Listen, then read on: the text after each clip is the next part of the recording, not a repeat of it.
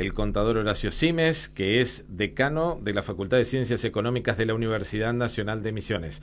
Horacio, bienvenido, tanto tiempo que no te teníamos por acá. Buenas tardes, Laureano, Celia, Hola. Muchas gracias por la invitación, es un placer estar aquí con ustedes en el programa. Un saludo a toda la audiencia que le está escuchando, que es numerosa. Y es cierto, hace un tiempo que no estaba, con lo cual es un motivo de alegría volver. Bueno, para nosotros también. Sí. Sobre todo porque queremos que nos des un poco de información para que entendamos, para bajar lo técnico hacia lo ciudadano. Lo primero que todos escucho constantemente es, no, cómo se fue el dólar, la inflación que se va a venir, estamos cerca de una hiper. Técnicamente, ¿están dadas las condiciones para que nos acerquemos a una hiperinflación? En términos de las magnitudes que hoy tenemos en la economía, estamos lejos de que el índice de inflación sea hiperinflacionario. La literatura, al comienzo, cuando se empezó a hablar de hiperinflación, hablaban de una tasa de inflación del 50% anual, luego este guarismo se aumentó al 500% anual. Hoy algunos autores y analistas hablan de una inflación del 1000% anual, con lo cual nosotros estaríamos todavía lejos de ese guarismo. Lo que a algunos analistas sí les preocupa es que existen algunas relaciones que estarían siendo un poco similares a contextos hiperinflacionarios que hemos tenido en el pasado, es decir, la cantidad de reservas, la cantidad de pasivos del Banco Central, entre otras, pero en principio necesitaríamos una aceleración muy fuerte en un corto plazo de la inflación actual que todavía no vemos. No sé si es para alarmarse, tampoco para creer que es un contexto imposible. Lo cierto es que cada suba que se produzca en el dólar es inflación, es sinónimo de inflación o va relacionado inmediatamente a inflación. Y se traduce a precios. Un porcentaje de esta, que un contenido tiene su explicación en que una parte de las transacciones se cotizan al valor del dólar blue, porque estamos hablando necesariamente que lo que cambia es un dólar informal. Claro, porque el formal sigue estando en el mismo formal precio. sigue estando en el mismo precio o variando muy poquito, pero parte de las transacciones de la economía doméstica se pautan ya a ese dólar, incluido hablábamos la última vez de la importancia que tienen los contratos indexados, se pautan las indexaciones teniendo en cuenta esta misma variación, con lo cual se traslada a precio. Y después hay otra parte que puede ser un contenido especulativo, por cobertura o por conveniencia, pero que también implica aumentar los precios. Silvia. Bueno, ayer sin duda un martes negro, así lo denominan todos, el dólar a 1000. ¿Es el efecto Milei? Bueno, es difícil asignarle a una sola persona una responsabilidad. Sin duda que el contexto quizás potencia que ciertas personalidades en este momento puedan influir más o menos. Entonces, queremos que el contexto de incertidumbre asociado a las palabras de una persona que es un economista, que es el candidato hoy más votado en las PASOs, puede ejercer cierta influencia. Habría que evaluar cuánto se puede atribuir a sus dichos y cuánto es simplemente cuánto sus dichos se suman a un contexto de incertidumbre. Sobre todo estuvieron hablando hace poquito tiempo en la facultad de la posibilidad de dolarizar nuestra economía. Es decir, que el dólar pase a ser nuestra moneda, en definitiva. Sí, de todas las propuestas del candidato de la Libertad Avanza, quizás la más importante por lo estructural. Y la que más pegó. Yo escucho a muchos jóvenes que dicen, mirá, lo que va a valer $1, $1, te dicen. Bueno, esa es una de las confusiones que quizás arrastramos de la época de la convertibilidad. Del famoso 1-1. O simplemente de un error en la conversión. Pero definitivamente cuando nosotros pensamos por qué atrajo tanto a la población la idea del dólar, es porque venimos rechazando nuestra propia moneda hace muchísimos años. Y existen generaciones de jóvenes que probablemente siempre han vivido en un contexto donde el dólar era una moneda débil, con lo cual la posibilidad de contar con una moneda fuerte les llama la atención, una moneda de intercambio internacional donde no van a tener que pasar por ninguna casa de cambio para irse al exterior. Sin duda que puede ser un llamativo. Ahora, lo que hay que tener en cuenta es que a este beneficio que se le suma la rápida caída de la inflación, que es un resultado prácticamente esperable, sumamos un conjunto de costos que nos lleva a pensar que el saldo negativo de la balanza se incrementa.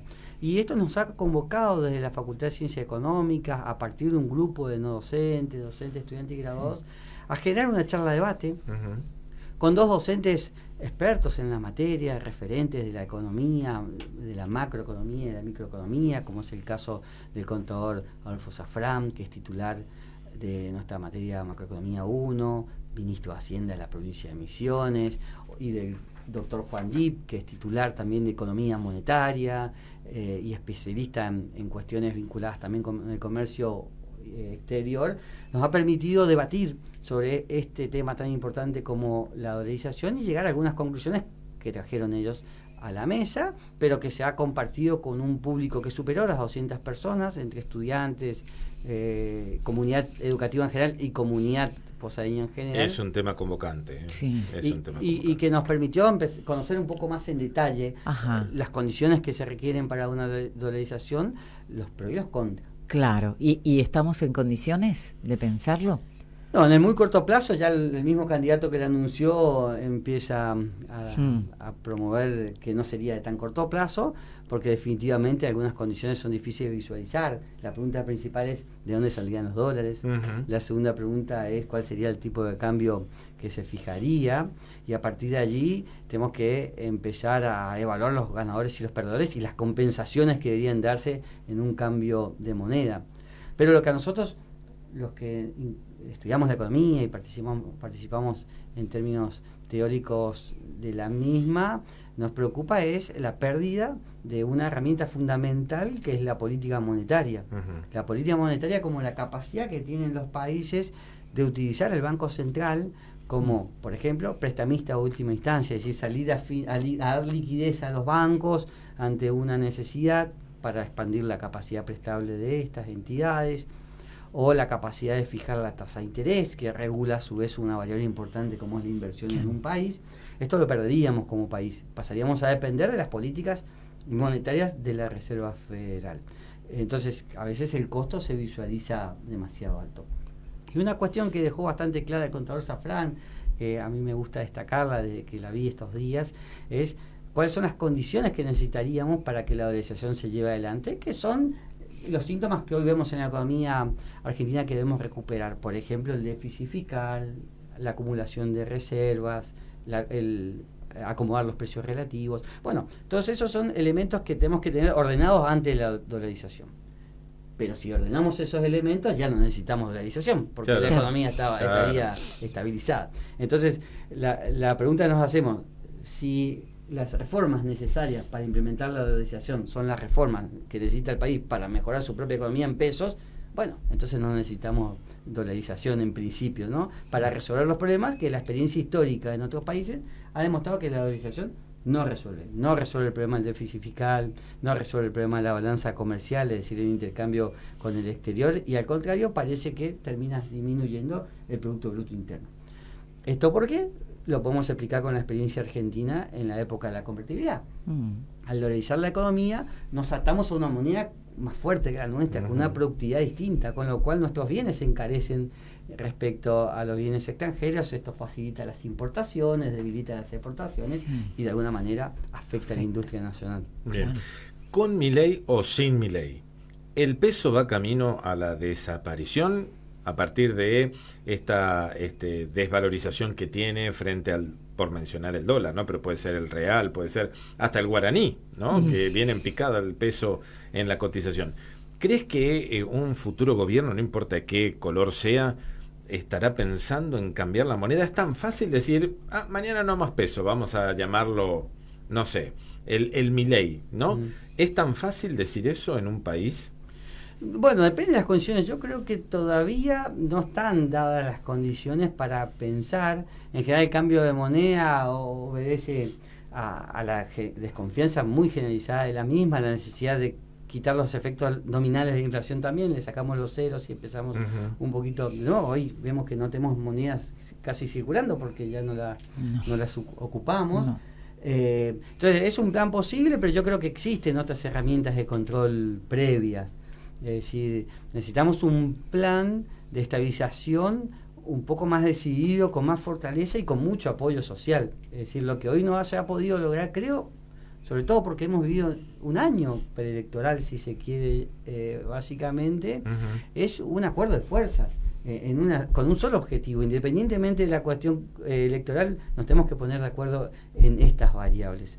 Por ejemplo, no ha sucedido a lo largo de los últimos años un acuerdo sobre precios y salarios que le haya puesto un ancla a la inflación. Que durara. Porque Claro. a veces se llegan a esos acuerdos que duran un mes y después nos olvidamos. Suben los precios, terminan las paritarias por encima de los techos que se fijan y no duran en el tiempo, digamos, ¿no? No son fuertes, no son sólidos. Exacto, por eso lo que se necesita es un acuerdo, no quiero decir un acuerdo nacional, sino un consenso más macroeconómico, más social sobre lo que necesita el país. ¿Qué estás pidiendo en un país? No. Consensos. No lo veo. Está difícil. Por eso decía que el contexto preelectoral quizás está impidiendo que ese tipo de acuerdo, o está limitando que ese tipo de acuerdo se lleve adelante. Ahora, después de las elecciones, ese debería ser una de las alternativas a explorar, al menos a explorar. Ojalá. Bien, y vinculado a esto, al escenario postelectoral, ¿qué panorama observa? Bueno, allí es también difícil saberlo con tanta volatilidad en la coyuntura, pero uno esperaría que los gobiernos puedan dedicarse a desarrollar planes de crecimiento que hoy no lo están pudiendo hacer. Ni el gobierno actual, por el corto plazo que le queda en el cambio. Sí. Porque hay que apagar la emergencia. Exactamente, ni las propuestas han sido preponderantes en esta cuestión, porque el electorado en su mayoría está preguntándole a los candidatos cómo resuelven los problemas de la coyuntura. Pero nosotros sabemos que en un país existen dos tipos de planes que son importantes económicos para cualquier gobierno. Los de estabilización, que son los que estamos discutiendo hoy, cómo estabilizamos el precio, cómo estabilizamos los salarios, cómo recaudamos las reservas necesarias para contener el tipo de cambio, y los de desarrollo, que son los que miran en mediano y largo plazo. Si bien algunos candidatos hablaron de las economías regionales, no profundizaron en qué hacer en las economías regionales. No. Nosotros estamos esperando en Misiones la zona aduanera, Sí. pero no se entró en detalles sobre tiempos, plazos, posibilidades, y lo mismo para un conjunto de cuestiones vinculadas con el mediano y largo plazo. Con lo cual vamos a tener que empezar a preguntarnos y a solicitar a los gobiernos que empiecen a hablar un poco más sobre eso también. Pido una respuesta técnica porque me la dio fuera de aire, pero me parece que está bueno compartirla con todos. Cuando Milei dice, mejor que el dólar suba lo más posible para cuando yo gane, porque va a ser más fácil implementar la dolarización. ¿Qué nos está queriendo decir? ¿Por qué nos dice que ese dólar tiene que seguir y que por eso ha llegado a los 1.000 y pico de pesos ahora?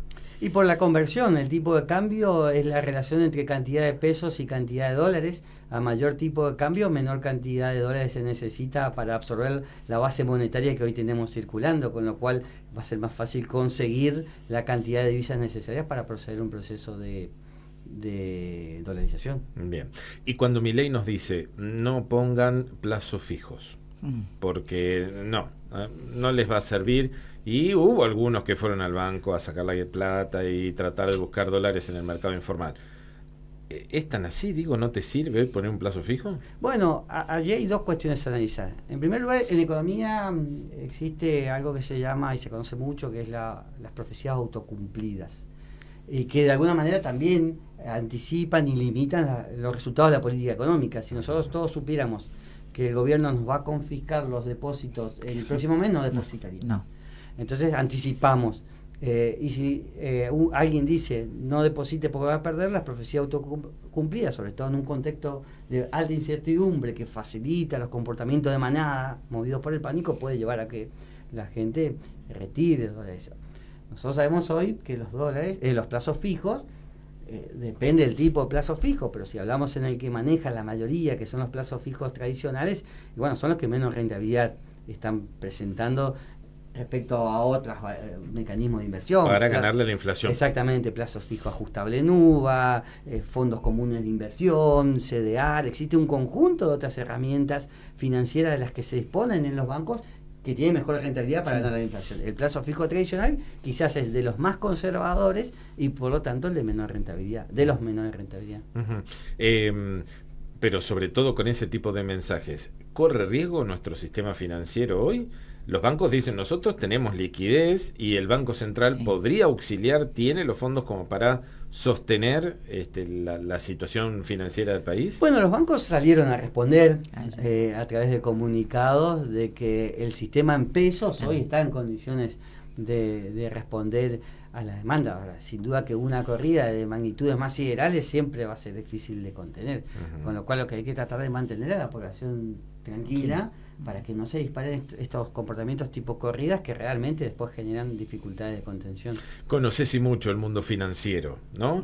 Sobre todo porque para los que no lo conocen, Horacio estuvo al frente del Fondo de Crédito de Emisiones, ¿no? Una herramienta para quien quisiera emprender o producir.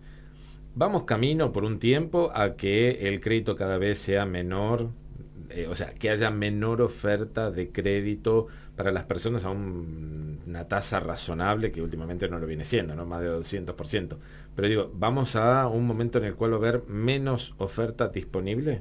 Bueno, ese es parte del mismo problema de los últimos años de Argentina, ¿no? El problema de la inflación, el problema de la aparición de instrumentos financieros más rentables que desvían la inversión productiva a la inversión financiera. De hecho, la entidad que mencionás, que es el Fondo de Crédito de Emisiones, que presidí a lo largo de 6 años, es una respuesta a esta necesidad de financiar la economía real. Entonces, en la medida en que la situación económica se pueda estabilizar y los guarismos económicos vuelvan a sus niveles, digamos, normales, el crédito debería recuperarse también, el crédito productivo. Sí. En la medida que también otras opciones financieras, como los instrumentos de los que hoy hablamos en el mercado financiero, dejen de tener tanta preponderancia. Pero sobre todo, digo, los bancos estarán en condiciones pronto como para poner a circular, porque es dinero que ponen a trabajar en definitiva a partir de lo que nosotros ponemos de depósitos, ¿no? Entiendo que es así, o lo estoy simplificando mucho. No, bueno, ahí hay una interacción entre el privado y el gobierno también, a través de sus políticas monetarias y de alguna manera cómo le da liquidez al sistema, ¿no? El gobierno dispone de los bonos y estas otras letras que son las que a través de un mecanismo a veces que se llama esterilización intenta cambiar pesos por este tipo de documentos, un poquito también para contener el exceso de pesos, que en el país y en el mundo es un resultado que no debemos olvidar, producto de una pandemia que ha llevado a que el mundo inyecte ingentes cantidades de dinero en todo el globo, ¿no? O sea, el problema de la inflación, si bien en Argentina está acelerado y exacerbado por una historia de muchos años, se empieza a observar en Estados Unidos y en Europa como un resultado de un conjunto de factores entre los cuales está el contexto de pandemia y pospandemia, la guerra de Irak, las sequías y un conjunto de elementos que también intervienen. Bien, la última, acaba Massa de cerrar el swap a partir del cual se esperan unos 5.000 y algo de millones de dólares, ¿no? Con este acuerdo con China. ¿Eso tranquilizará las aguas en el mercado financiero o está tan complejo todo que ni eso alcanza? Le dará liquidez. Hay que ver si eso tranquiliza. Es cierto que este tipo de instrumento como el swap con China permite visualizar la posibilidad de contar con fondos líquidos de respaldo de otras divisas, que no es el caso del dólar, que es la moneda de intercambio internacional, ya que habitualmente se ha utilizado el efecto. Estas son alternativas que permiten contar con esas reservas, con lo cual el sistema se dota de liquidez para salir a sostener eventuales shocks financieros o monetarios. Hay que ver si da tranquilidad. Eso ya depende también de cómo el sistema transmite esa tranquilidad. Y el acuerdo con el fondo, que todavía está ahí, stand-by, ¿es un condicionante para cualquier gobierno que venga? Sí, los acuerdos con el fondo son acuerdos que han de cumplirse, que están firmados, están suscriptos, que tienen sus cláusulas y que los próximos gobiernos van a tener que sentarse a negociar y renegociar. Bien. Me pareció haber estado en una clase de Horacio de economía, así que estamos más que agradecidos que hayas venido, te hayas tomado el tiempo y sobre todo de explicarnos fácilmente para entender muchas de las cosas que por ahí nos aparecen tan complejas como nuestra economía.